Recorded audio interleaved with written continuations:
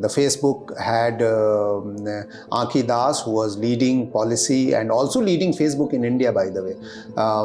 And she's told me that, I have a very confidential information.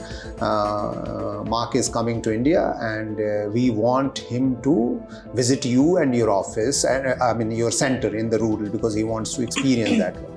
And I said, no, I don't want it. I immediately said, no, I don't want it. She said, oh, so this is such a big opportunity for you. I said, no, I don't care about this opportunity, because I know he will come and it will become your story and it's not our story, and it will go out of the way, So I don't want to host, larger than life kind of people to get carried away by this one.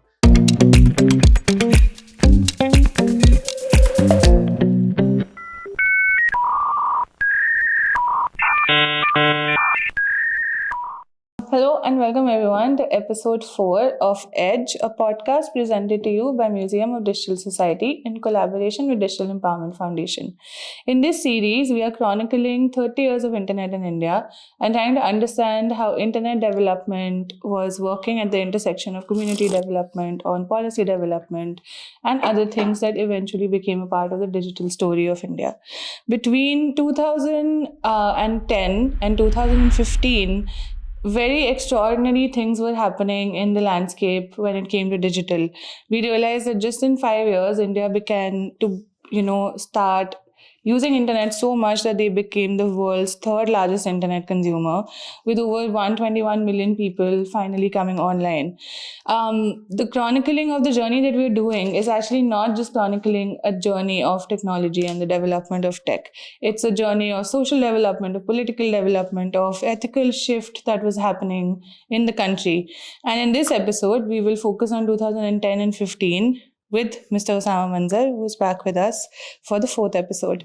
So Osama, take us back to the early 2010s. This was a moment when Airtel finally launched 4G, which is a network that we are still using. I still use 4G, for example. At this point, e-shopping had become a huge thing, and there was news that Flipkart had, taken over Myntra, and everyday life, shopping, education, a lot of the other services that people used to entail physically was now shifting online.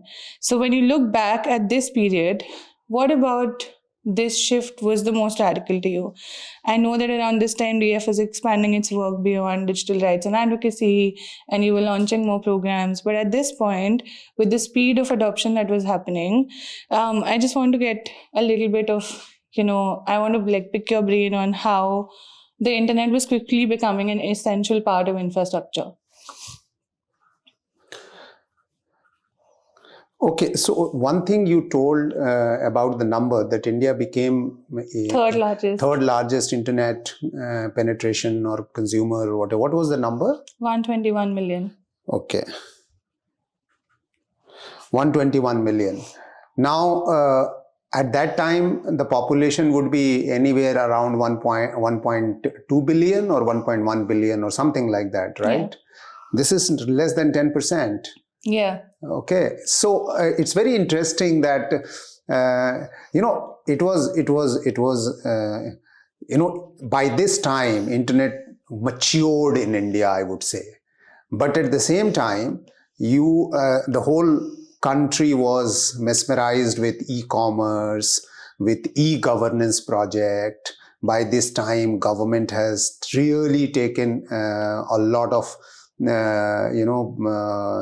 services online, lot of things online had started happening.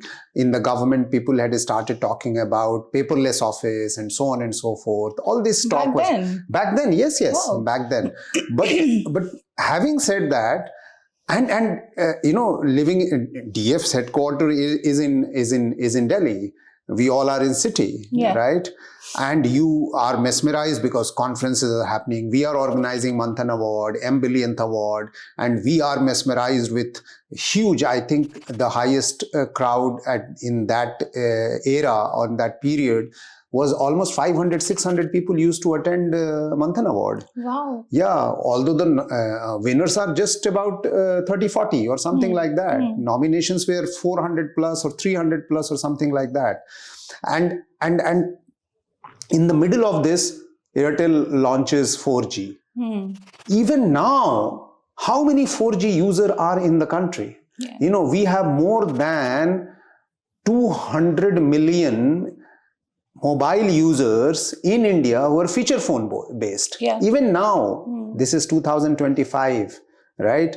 So in the middle of all this, like I don't want to boast about it, but the point is that we were still thinking, why 121 million users only? Back then. And why so less? Why we are not moving fast? Yeah. Why even mobile and smartphone and mobile, which is a very small thing. Mobile, India has always led the mobile user base.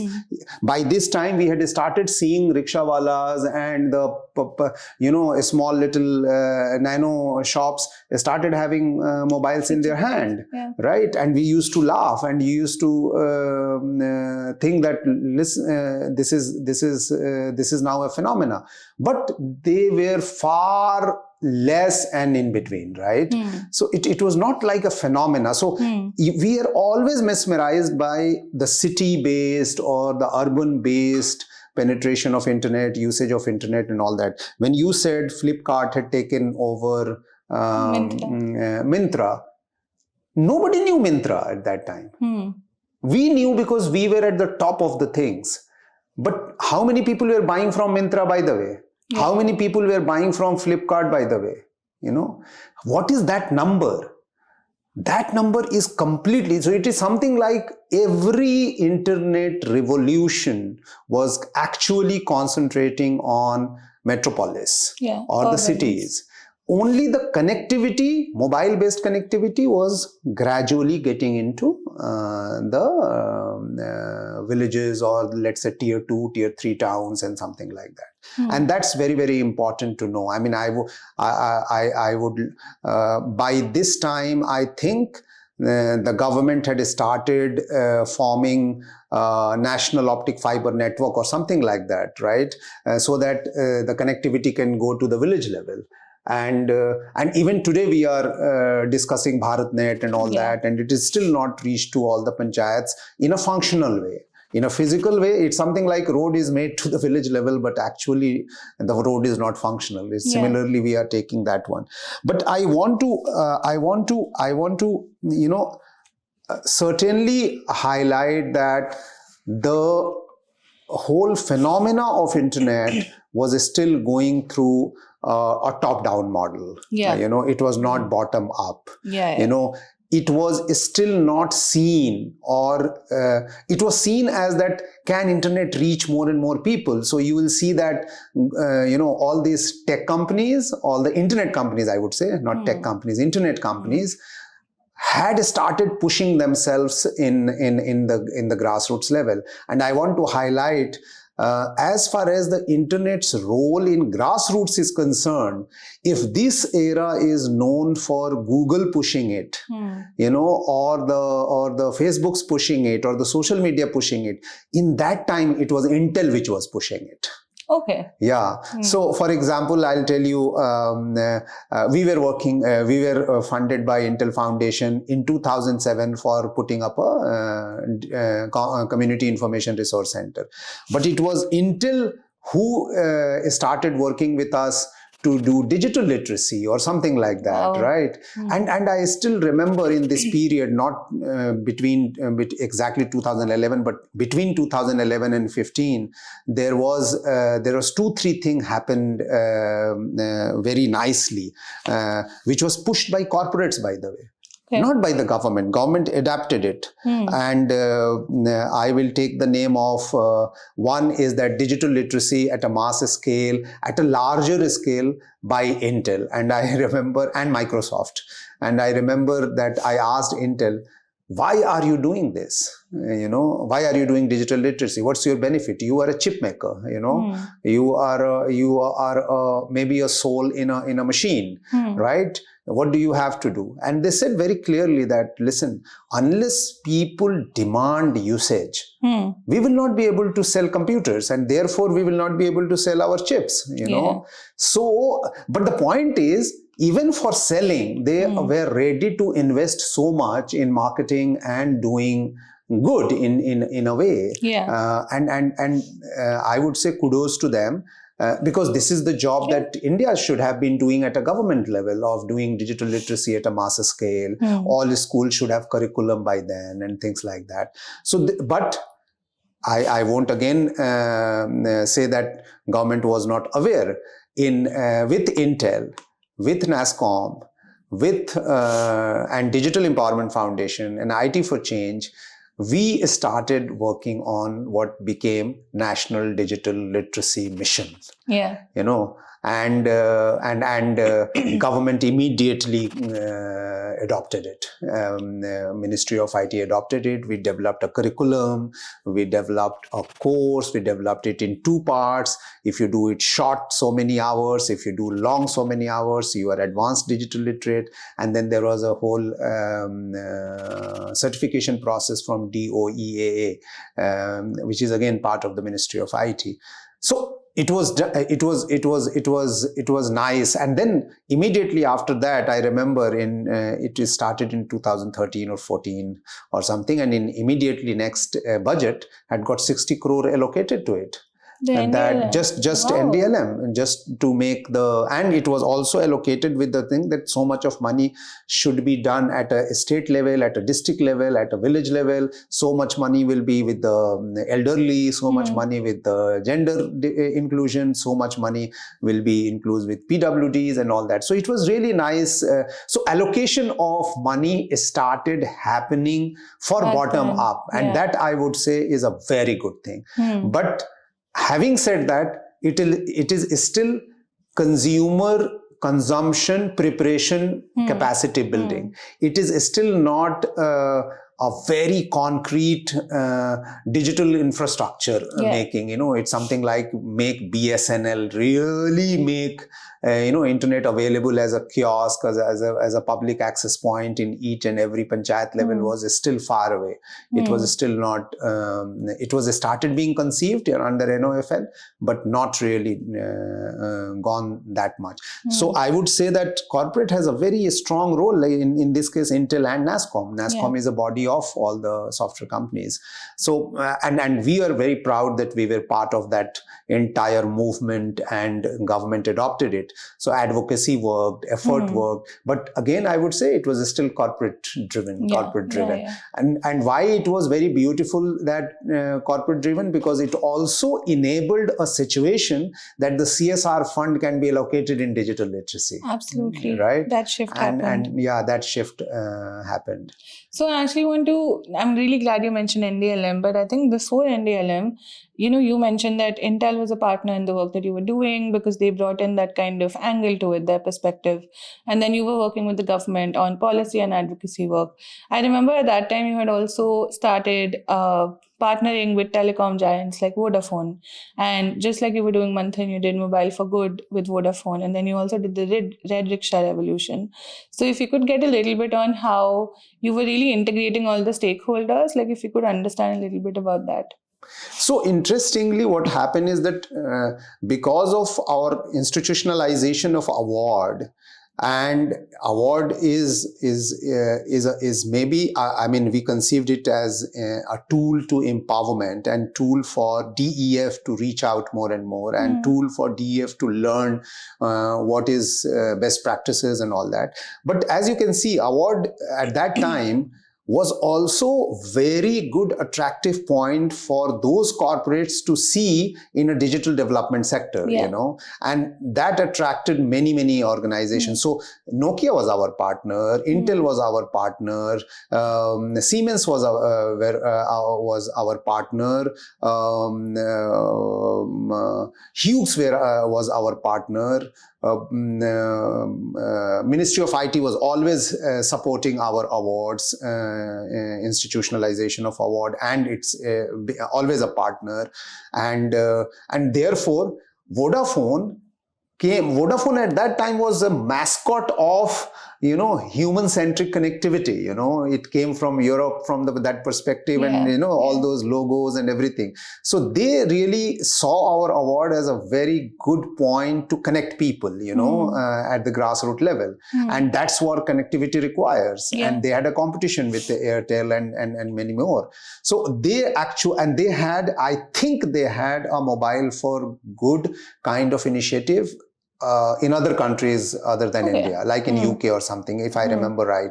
So there was this CSR lead in Vodafone called Laura Turkington, and she, got introduced to us, and then we realized that we can really work together. So they were also the first sponsor of M-Billionth Award, and they came on board, and then they started working with us.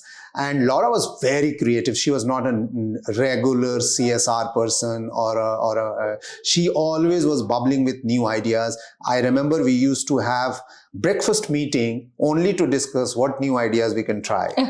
And in one of those ideas, she said that, listen, I have a lot of fun to give, but let's do something that I can do before I go, because I'm planning. I mean, it looks like that I will shift back to UK.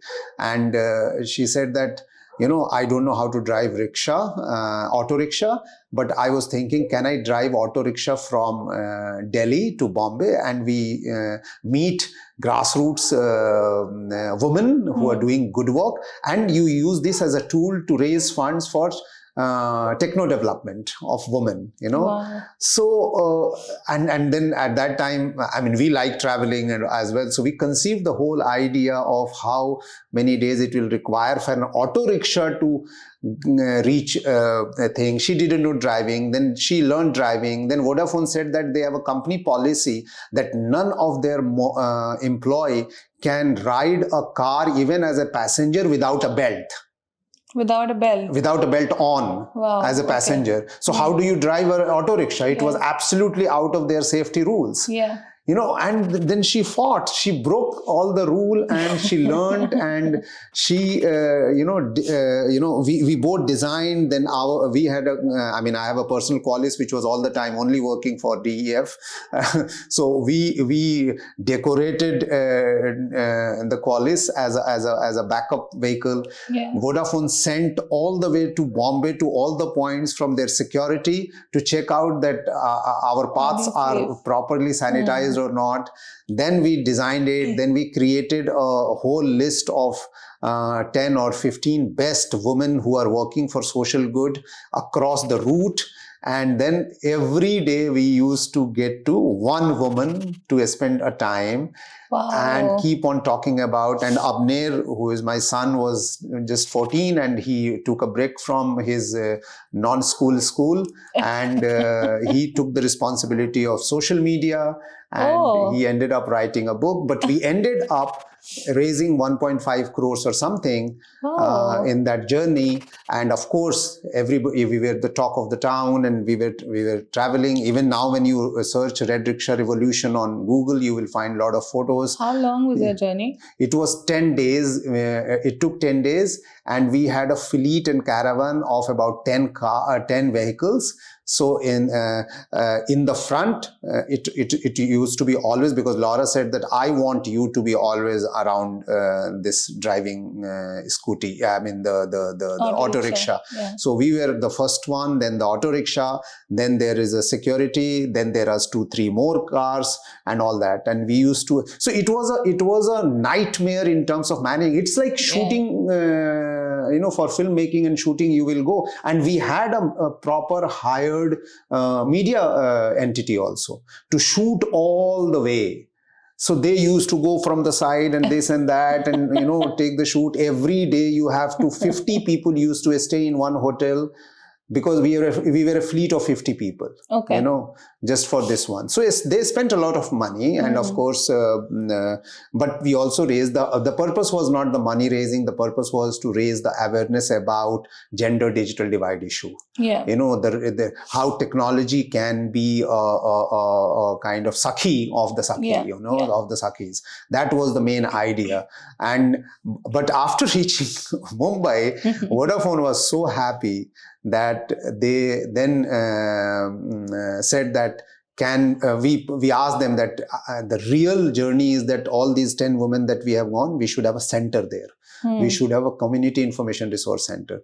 They agreed, and that was the first time any big organization gave us money to establish 50 community information resource centers across the country in a rural poverty-stricken areas. And that was the beginning of the large-scale operation of, or a scaled operation of, digital centers at a village level, as far as we are concerned.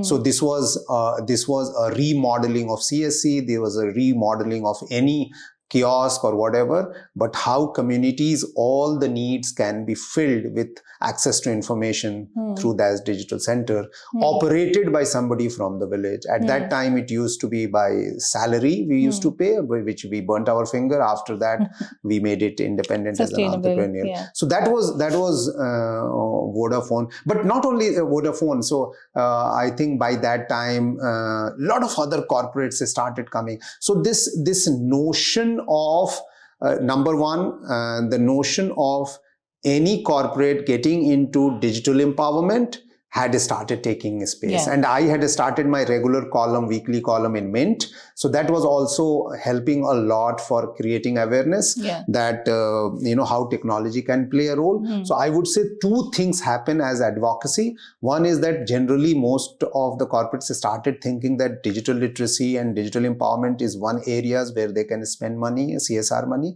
The second thing happened is that only technology companies were getting into CSR, deeper CSR of technology driven, but other companies started adopting it.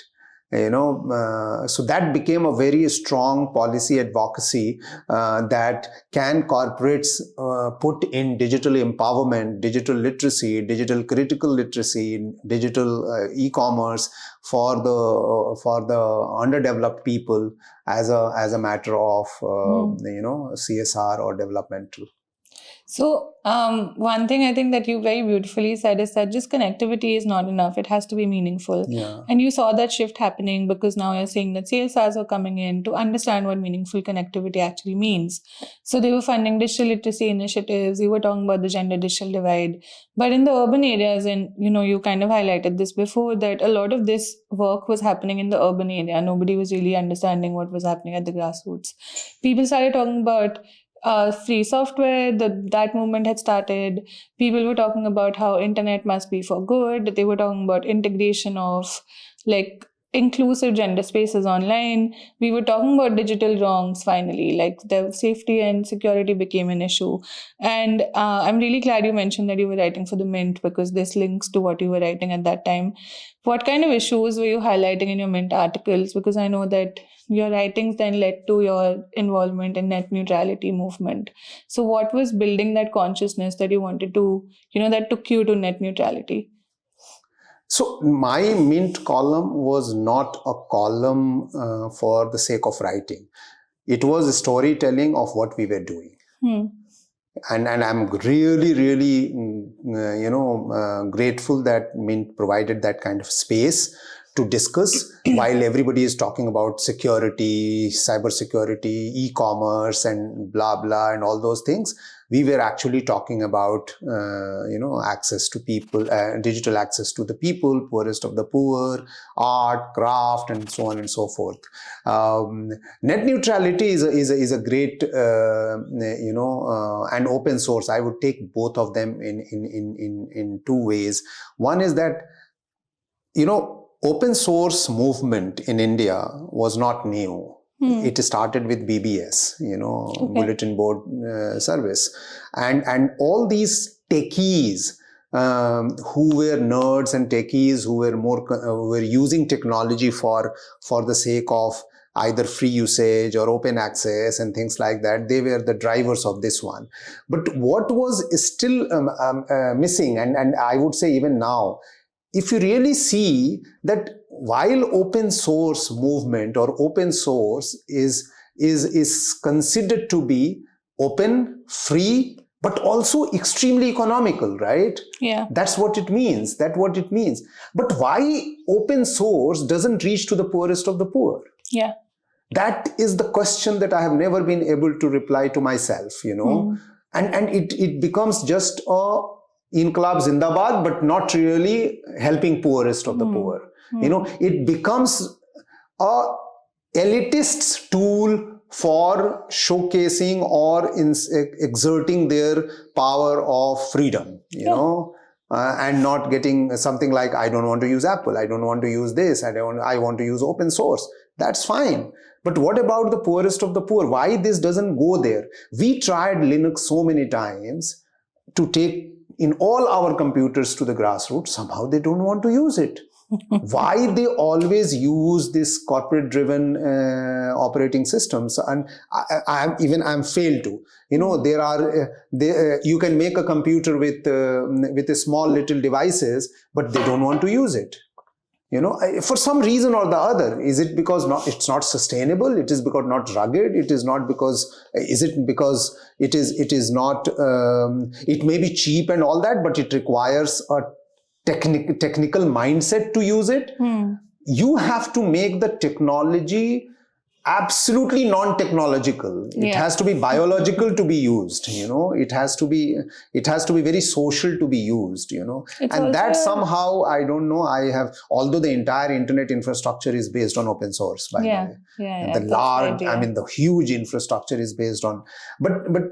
So I'm saying that our movement was here, the open source movement. But actually, for me, the concern was always that I actually said a line in some conference. Technology is as good as it is how it is used by the people.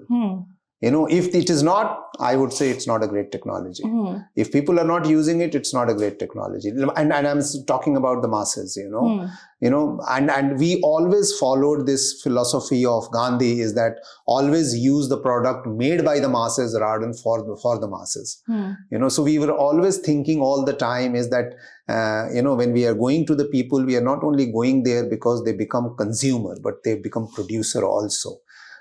So that was this one. Net neutrality is very interesting, and net neutrality is also interesting because it links to Facebook, it links to so many things. Don't give the spoiler right now. I have another question.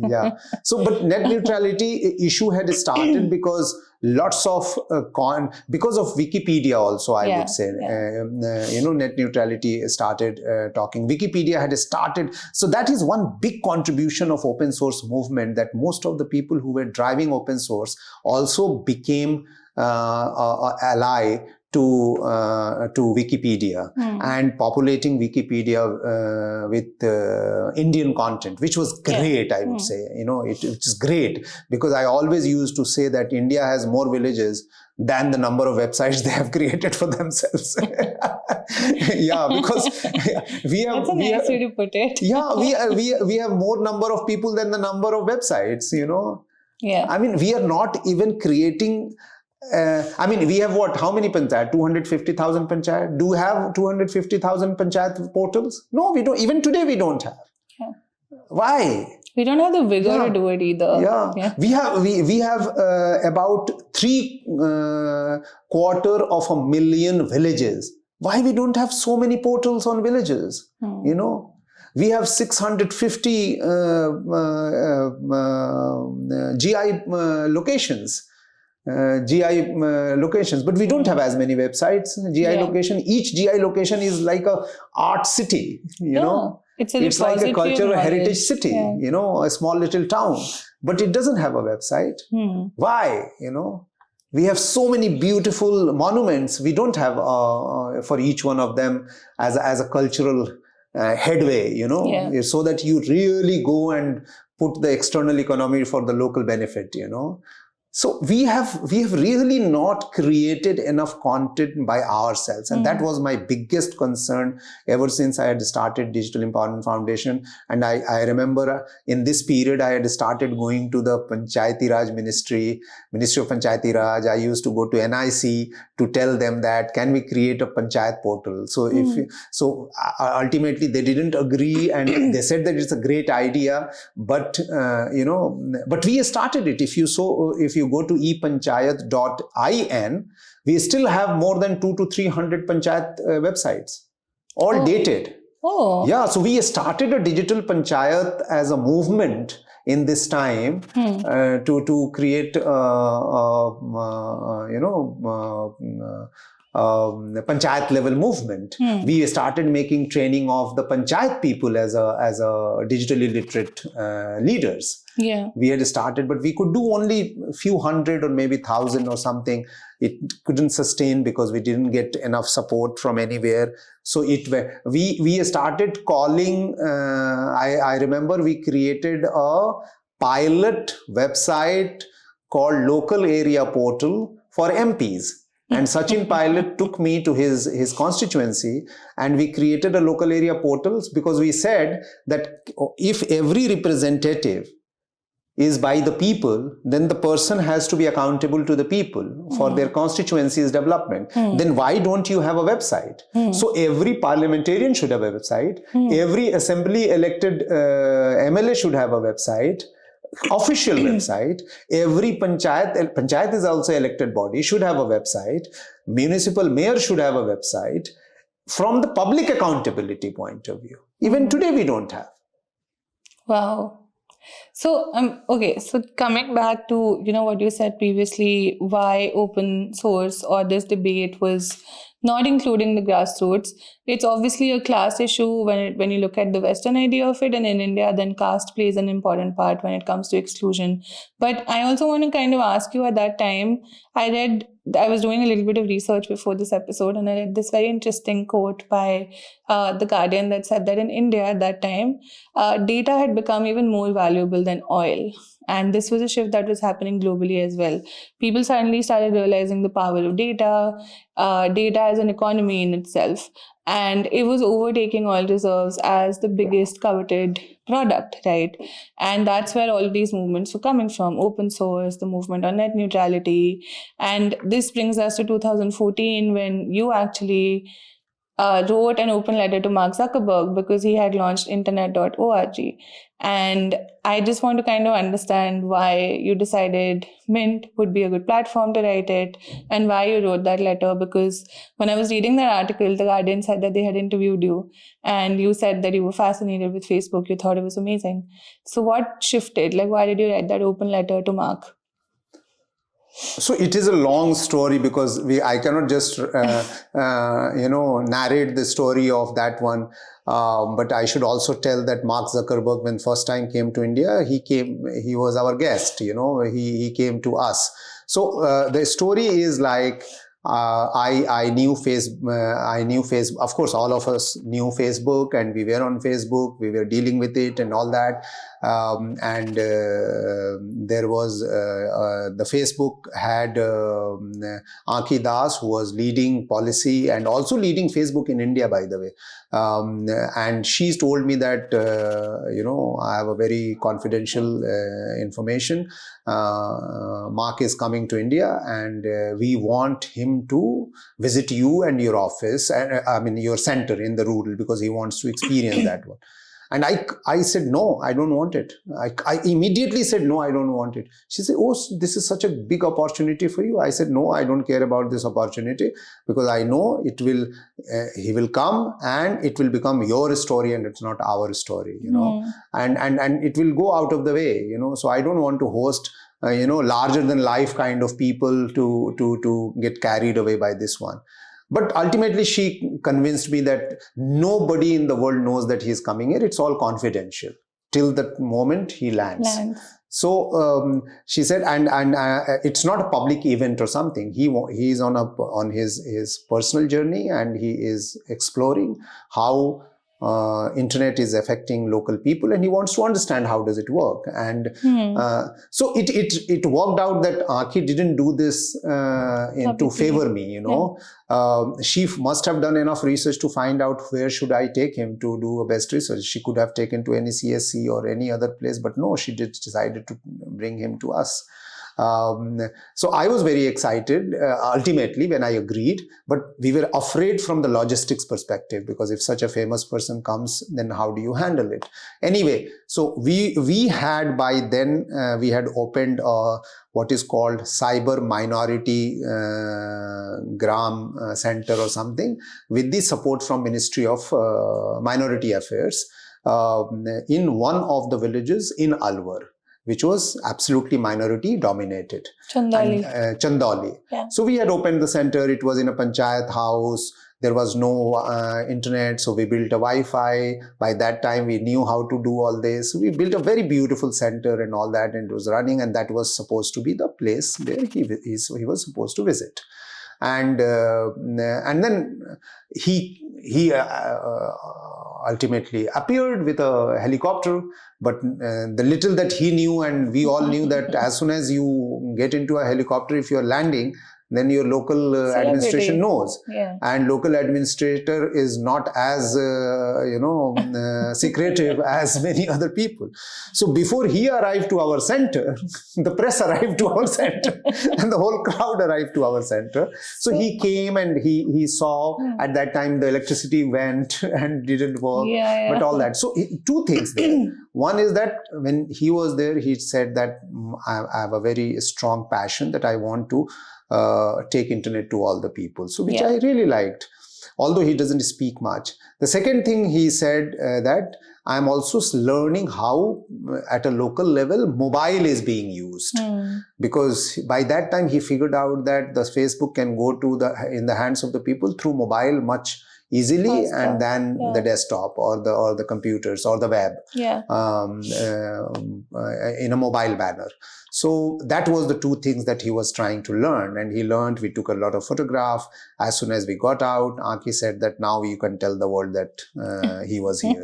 And as soon as I said, I don't know how many hundreds of calls that I had to take when I was driving back from Alwar to that place, that in Delhi. And this next day, of course, the newspaper was filled with all those things. But having said that, after that, Mark, of course, written by his PR team, posted something on Facebook that we were there and all that, and no mention of Digital Empowerment Foundation.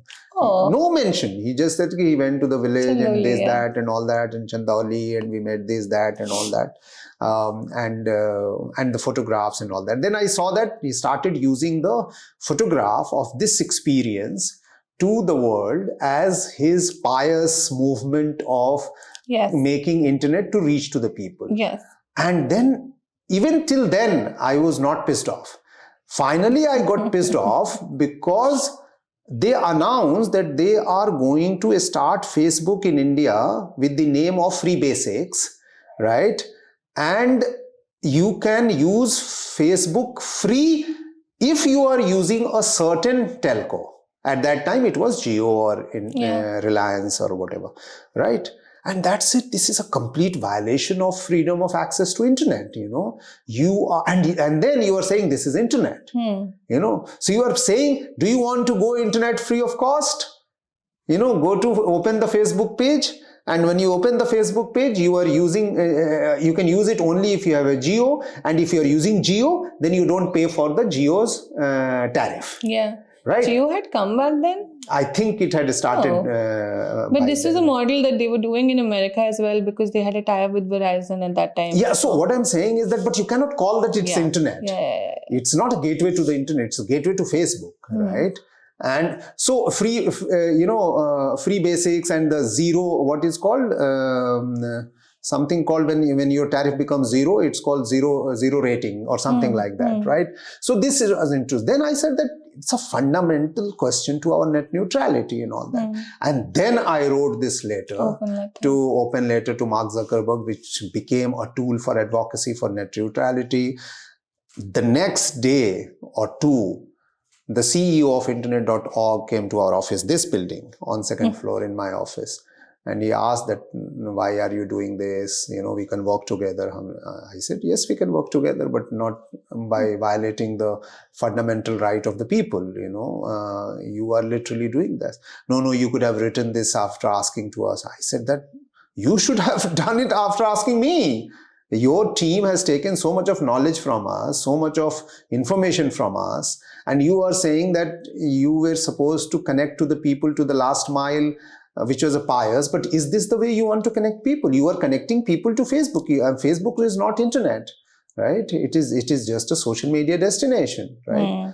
And that too, at that time, they have opened just few areas of subjects in the Facebook. So anyway, so that was a great learning. And after that, very beautifully, I remember that TRAI actually held a meeting under R.S. Sharma. R.S. Sharma was very well known, and he was a very good ambassador and supporter of DEF when he was the Secretary of IT, and then he became Secretary of Telecom, then he became TRAI head. So he held a meeting to ask, it's like a town hall. Mm-hmm. And I remember I said very clearly that it is noted in document. If you search Digital Empowerment Foundation, my name, TRAI and net neutrality, you will get that document. We said very clearly, everybody said against the violation of the net neutrality and free basics.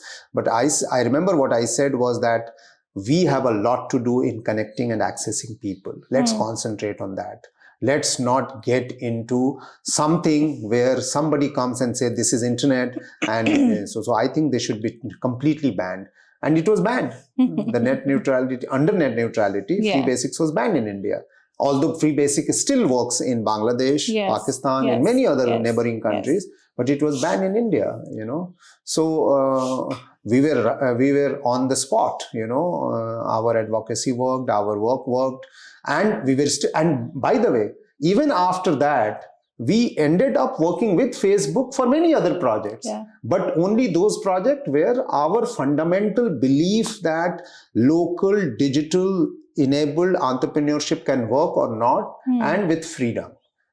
That worked. They funded a lot of projects like Digital Didi, like earlier Digital Didi, Digital Beti, Facebook Dost, then Goal. All was funded and supported by Facebook. We worked very heavily with them. They also supported our social media for empowerment award. By 2015 or something, we had started another award, 2 awards called eNGO Challenge Award, for only focusing on civil society organization using technology, how. And the second was Social Media Award, that how social media, that means by then social media had become a tool of empowerment for the voiceless people, or for the new ideas and the great ideas. The complete entrepreneurial activity had started happening on social media. And Facebook, I remember, was one of the first sponsor and supporter of that award. Aki supported us of that one. So all these things, even though we wrote against him and all that, but they also realized that, this is not something that they can take home for a very long time to not work with us or something. That also shows the importance of our good work and how we were connecting to the people at a grassroots level. We became very important organization for anybody who who think that connecting the local masses were very, very important. So, I read your Mint article, the open letter, and then I read the Guardian article where they had interviewed you about the visit. And Time magazine had a cover story on Facebook. So I was coming to that only. Very interestingly, I found the Time magazine story, but I also found a small column that was written by the photographer who had traveled with you on behalf of the Time, Ian. And he had, taken this photo that Mark used as his profile picture for years afterwards, which was him standing in the middle of a classroom in front of a whiteboard. And the blackboard. Yeah.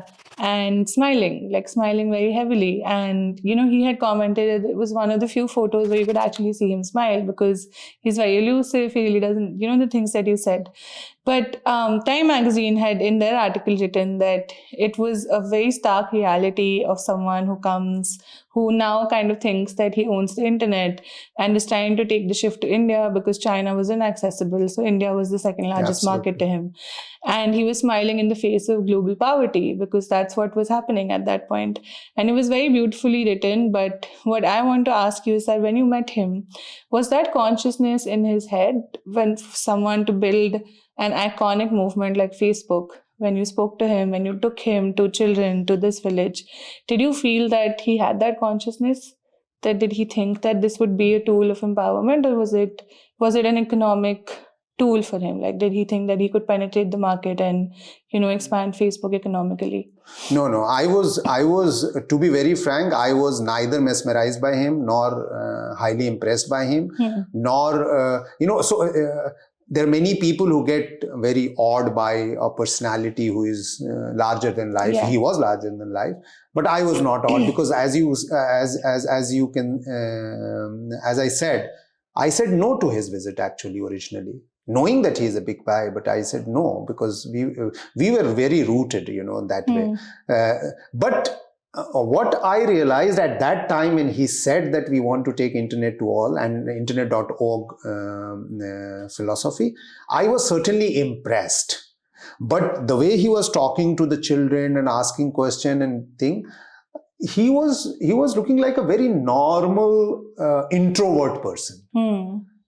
He was very normal introvert person. I think it was looking like that other people had his own staff who were there because of security and all that had to do a lot to make him speak or talk or something, because it looked like very clearly that he is not a person with a lot of words and a lot of things. But he certainly was very curious and seen. And it was also very visible that he had not experienced this kind of ecosystem that he was.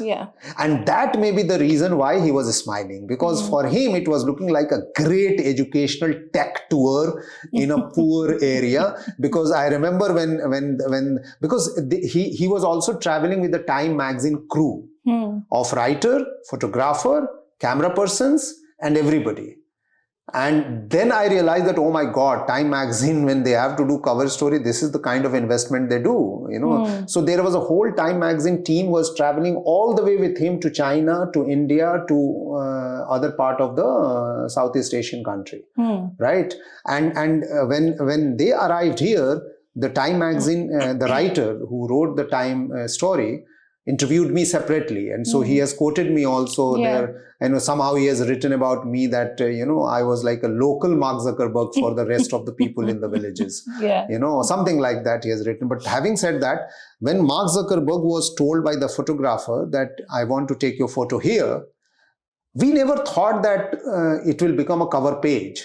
But the camera person was going through the panchayat. There is a school beside the panchayat, which is almost dilapidated and very a typical village school in India, and that too, this was minority stricken, so even more backward, and Alwar is one of the backward areas also. So in that room, he just saw the blackboard. So I think the photographer himself was mesmerized to see that there is a blackboard and then there are no benches, and people are sitting, and the children are supposed to sit on the floor to face the teacher. And then he requested the staff of DEF that, can you get this place a little cleaned? I want to take the photograph of Mark here. So Mark didn't know that this preparation was done for him while he was inside the CIRC. When he came out, they took him immediately to that room, and I was sitting on the gate of that classroom while his photo was being taken, in the middle of the blackboard. So and when the photographer writes this, of course, he has more meaning to write it. But the same thing, I also realized that he was very happy to be photographed. He was really very happy to be photographed. So they took lots of pictures of him standing in front of the blackboard. And it was very surreal, because blackboard is a tool of education, right?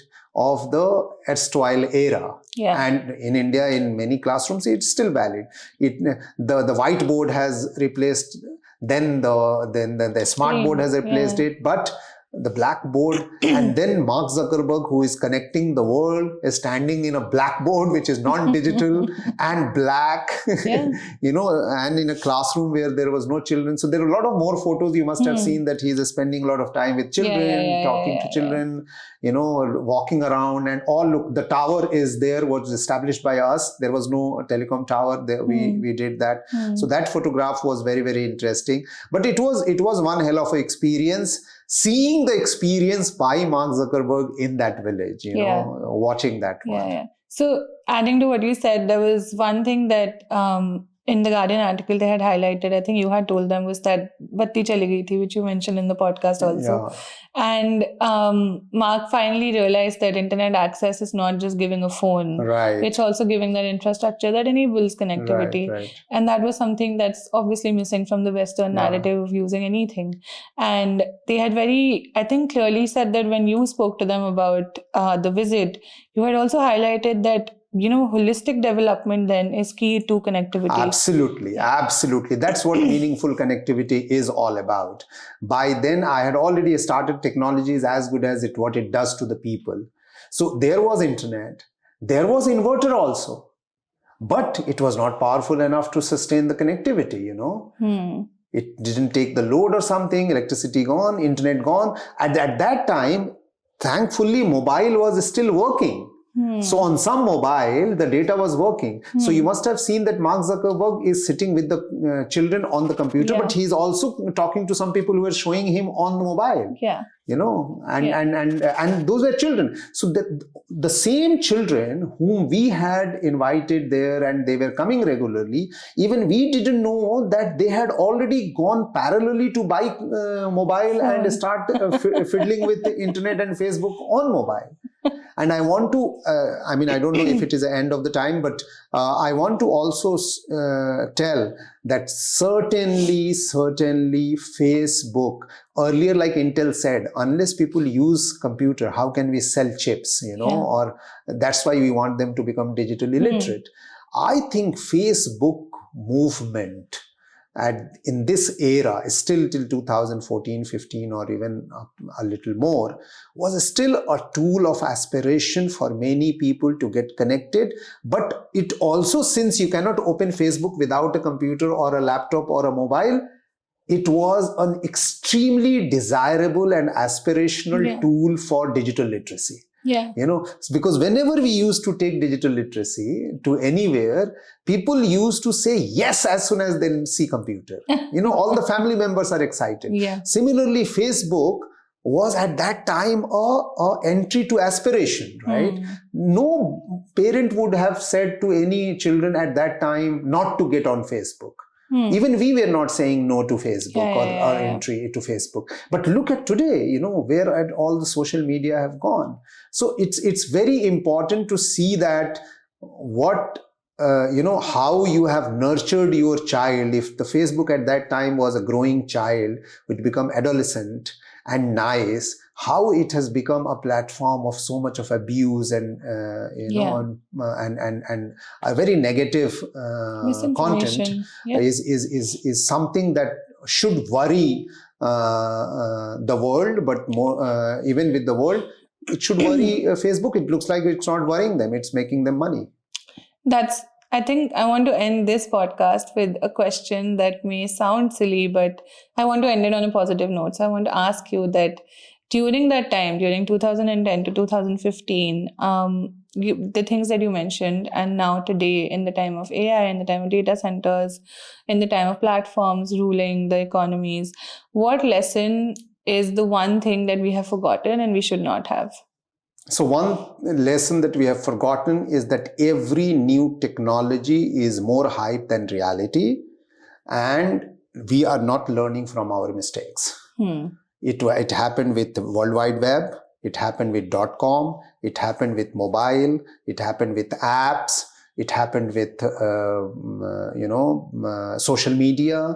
It is now happening with AI, right? So every innovation, I won't say invention, because humans are not capable of invention. Invention has happened. Nature has created invention. We are only innovating how to use them and all that.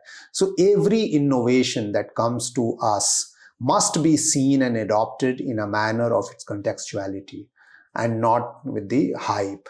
And the hype is created by the corporates, and corporates are profit makers, and they will always have a profit motive against, even if it has to be against the environment or humanity.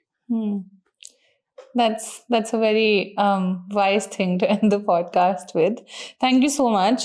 We have about 10 years left now to cover, which we will do in the next 2 episodes. But thank you to everyone for joining us for episode 4. Please do follow Museum of Digital Society on Instagram. We'll be updating the timeline of the podcast there. And join us for episode 5, where we chronicle the next 5 years. Thank you.